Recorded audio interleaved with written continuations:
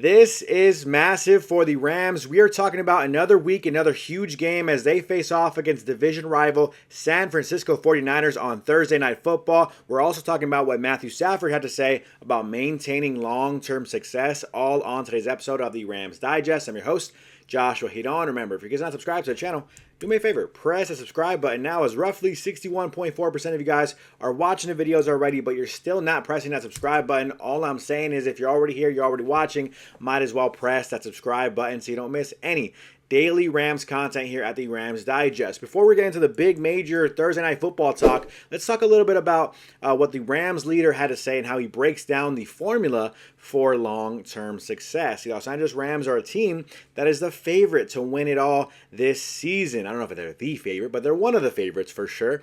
They are in that conversation because of their consistent success. This comes to us from Michael Canelo. And so when we're talking about the Rams and their long-term success, right, really, in all reality, since they got Matthew Stafford, the Rams have been doing a really good job, even before Matthew Stafford, right? You had Jared Goff, you took him to the Super Bowl, or had him help you take you to the Super Bowl before you decided to move on from the quarterback. You find Matthew Stafford, and since you won that Super Bowl, the Rams have consistently been one of the better teams in the NFL. Now, they're not always winning Super Bowls every single year, but they're in that conversation, they're competing, and it's very impressive to see how long this team has had some success. And I think you have to give a lot of credit to a lot of different places, but one of the main places you probably have to give credit to is Sean McVay, right? And how this organization has kind of built this kind of culture. I don't know why I lost that word there for a second, right? So here's what Matthew Stafford had to say. He said, yes, I feel like the success comes from continuity. We have Sean McVay. He does an unbelievable job. Guys come into the system. They know what it is about, and they know exactly what they are going to do. Then I think our front office does a hell of a job bringing in the right people. They come in here, fit in, get in the locker room, but learn what we are all about as a team and how we go about our business. And so Matthew Stafford, talking about, giving some credit to the front office, of course, but giving some credit especially to say, hey, look, we have Sean McVay, and that's kind of where it all begins and where it all ends. And I think that is one of the key pieces there, right? We talk about, sometimes we can get comments from people. I think every fan base, right, is going to have frustrations with their head coach, their coaching staff, with their front office about decisions being made, things of that nature, right? But ultimately, these guys are doing a pretty good job of what goes on with this franchise, right? Sean McVay has really built an incredible culture with the Rams, and I think Snead has matched that with a lot of great personnel, the personalities that they bring into the same team and onto the roster is really, I think, the huge key there. You look at the type of players the Rams have, right? They all seem to be very close on the field, but also chemistry on the field, but also they have some continuity and chemistry off the field. And I think that's kind of one of the biggest things here. The way they talk, the way they carry themselves, the way they approach the game. A lot of these players have similar approaches, similar styles. Now, of course, a lot of them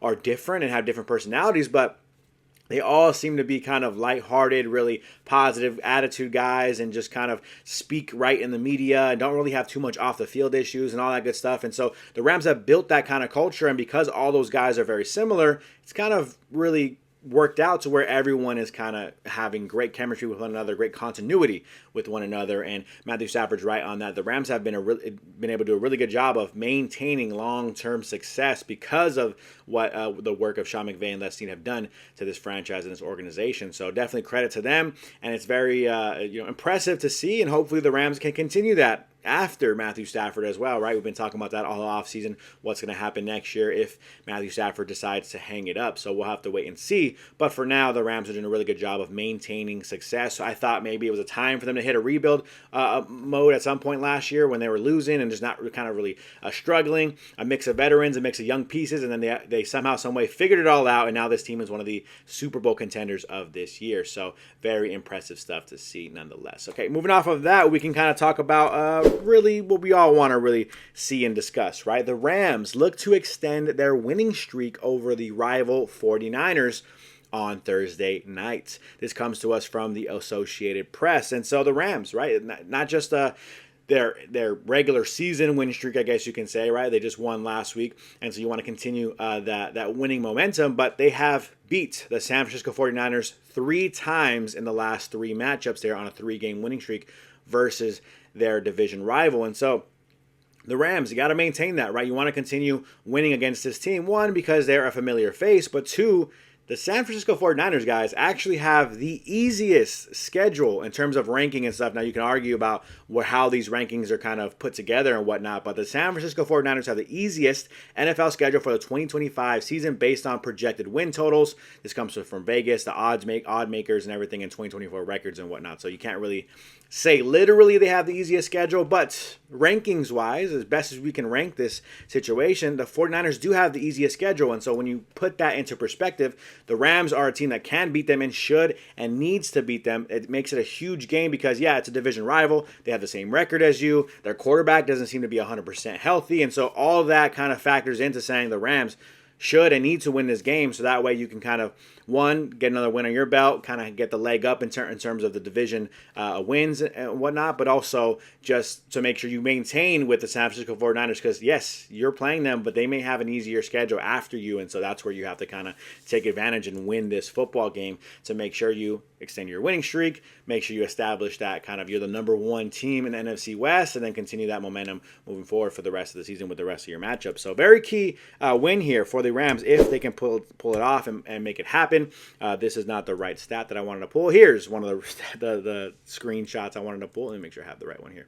So 49ers players to watch is the one of the screenshots that I missed. But running back Christian McCaffrey, right? So coming off of last game, Christian McCaffrey had 92 receiving yards last week for his most since joining the 49ers. So he's getting involved in the passing game. Of course, the Rams have really emphasized this year, stop the run, slow down the run.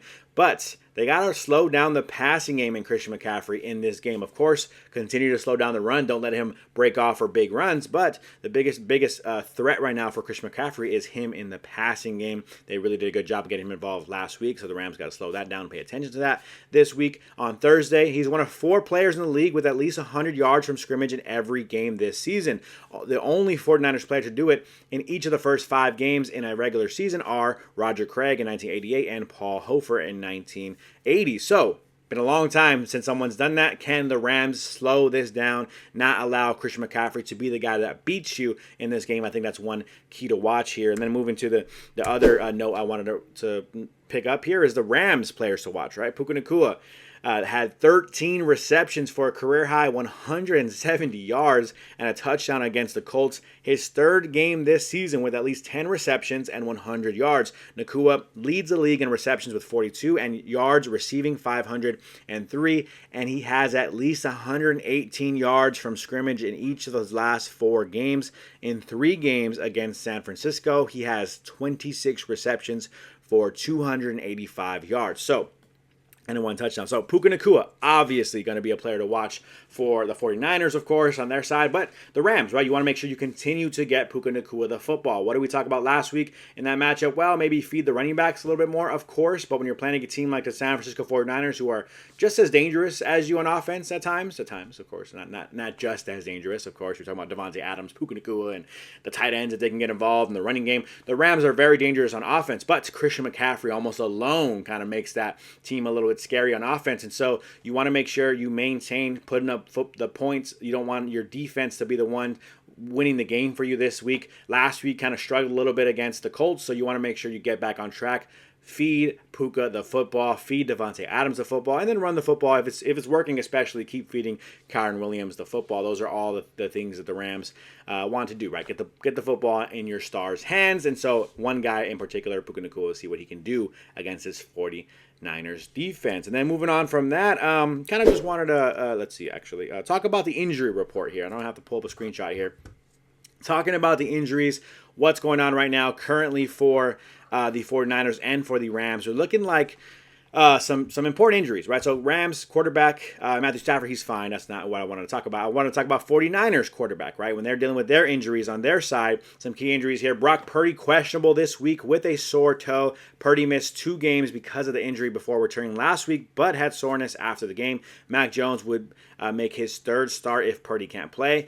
Receiver Ricky Persall for the Niners as well, dealing with a knee injury, as well as Jawan Jennings. They're both questionable for the game. And then cornerback Renardo Green could return after missing the previous game with a neck injury, one of their better corners for them. And then Rams, On the Rams side of things, you're talking about Steve Avila. He was active last week, had the helmet on and everything, had the jersey on and everything, but he didn't play against the Colts. So maybe he was ready, but just kind of maybe tested it out pregame, wasn't really feeling too hot. So we'll see if he's ready to go this week. And then Rob Havenstein and Tyler Higbee both did not practice all week, but they are veterans who should be good to go. Maybe not 100%, but they should be good to go for this game. So very interesting stuff to kind of wait and see if that is going to, come through fruition. The Rams are going to be able to win this football game, continue the winning streak versus the Niners, and show everybody why they should be the favorite in the NFC West. We'll wait and see. Let me know how you guys feel about this game on Thursday Night Football. Drop your score predictions down below in the comment section. It is Thursday Night Football. I'm anticipating it to be a close, kind of hard-fought battle, maybe struggling in the first half for both offenses. Defenses coming out strong. I'm going to say the final score looks like 24-21. The Rams pull off a close one, which, by the way, Vegas, I think, has the Rams as 7-point favorites. So kind of a big-time favorite for the Rams. So we'll wait and see if that ends up being the case. But 24-21, that is my prediction for this game. You let me know your score predictions down below in the comment section. Of course, Rams win, all right, if I didn't mention that already. Sorry for this cut being super random. I needed to cut into the middle of the video out of nowhere, and I'm in a rush because I'm super late for work. But the 49ers have ruled out Brock Purdy, Juwan Jennings, and Ricky Pearsall versus the Los Angeles Rams, so they won't have their starting quarterback or top two receivers against the Rams tomorrow. This comes to us from Cameron DeSilva, by the way, of the Rams Wire. He says on Twitter, no excuses for LA. So, yes, that is the update. My new score prediction, the Rams should win this game 27-17. 27-17, the Rams should win and cover the spread, which is about 7 points. I think that's my updated score prediction. Give your updated score prediction down below. Huge, massive updates for the Rams. Breaking news. Sorry, again, I'm in a rush running all over the place. But the Rams will be facing off against Mac Jones and some backup receivers for the San Francisco 49ers. Still going to be a tough division battle, in my opinion, but the Rams should take care of business when it's all said and done. We'll wait and see what happens tomorrow on Thursday. Moving on from that, though, we're talking about trivia of the day. If you guys missed last episode's trivia of the day, here was the question we asked everyone. We said, which NFL team has the longest active playoff drought of all of them? Okay, which NFL team has the longest active playoff drought? A few of you guys played along with trivia of the day at home. The multiple choice options were A, the Chicago Bears. Was it B, the Carolina Panthers? C, the New York Jets? Or D, the Cleveland Browns? A few of you guys did play along and guess. Here were your trivia guesses.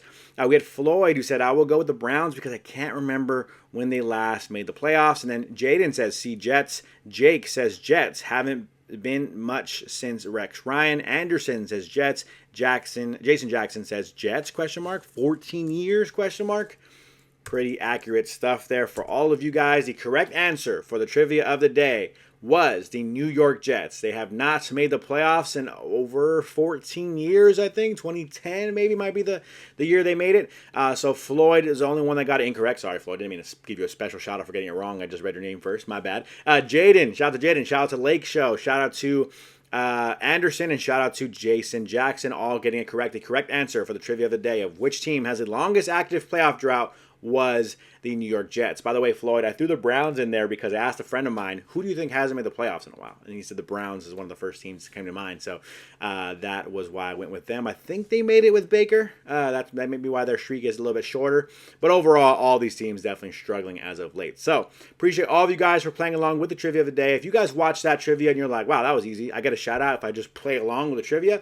Yep, simple as that. Whether you're right or whether you're wrong, we give you a shout out. So play along with today's trivia of the day if you want to get a shout out on the next episode, just like those fine folks just got. Here is the trivia of the day for today. Which NFL team was the first in NFL history to win the Super Bowl after starting the season with a losing record through 10 games? So which team was the first in NFL history to win the Super Bowl after starting the season with a losing record through 10 games? Multiple choice options are, is it A, the New York Giants? Is it B, the Tampa Bay Buccaneers? Is it C, the Arizona Cardinals? Or is it D, nobody? This has never happened. So again, which team was the first in NFL history to win the Super Bowl after starting the season with a losing record through 10 games? So, I mean, through 10 games, you're 4-6, turn around, win the Super Bowl. Did that ever happen in NFL history? Was it A, the New York Giants? Was it B, the Tampa Bay Buccaneers? Was it C, the Arizona Cardinals? Or was it D, none? It's never happened. Give your guesses down below in the comment section. Whether right, whether wrong, we'll give you a shout out on the next episode that I'm on here at the Rams Digest. Other than that, that's going to do it for me on today's episode of the Rams Digest. Rooting for the team to win tomorrow. I'm hoping that we can go live. If you guys are not subscribed, make sure you subscribe to the channel just so we can announce and let you guys know, notify you that we're going live. If we do end up going live tomorrow, make sure you guys are there. But we're very excited to see that game. Give your score predictions down below in the comment section. Other than that, that's going to do it for me on today's episode of the Rams Digest. I'm your host, Joshua Giron, and I am out.